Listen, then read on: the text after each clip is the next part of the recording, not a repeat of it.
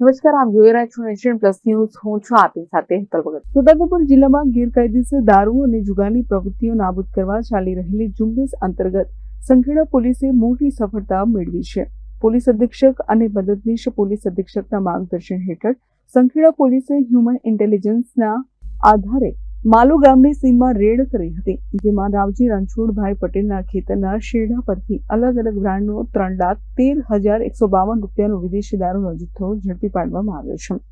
દારૂ ઉપરાંત પોલીસે 7 મોબાઈલ, 6 મોટરસાયકલ અને 1 કિયા કંપનીની સેલ્ટોસ કાર સહિત કુલ 12,68,152 રૂપિયાનો મુદ્દામાલ જપ્ત કર્યો હતો. પોલીસે આ રેડ દરમિયાન 7 આરોપીઓની ધરપકડ કરી પ્રોહિબિશન એક્ટ હેઠળ ગુનો દાખલ કરી આગળની કાર્યવાહી હાથ ધરી છે. Rehan Patel, nation plus news, Chhotaudepur. સમાચારોના સતત અપડેટ મેળવવા માટે અમારી નેશન પ્લસ ન્યૂઝની યુટ્યુબ ચેનલને સબસ્ક્રાઇબ કરો, બેલ આઇકન દબાવો અને જોડાયેલા રહો ફેસબુક, ઇન્સ્ટાગ્રામ અને ટ્વિટર પર.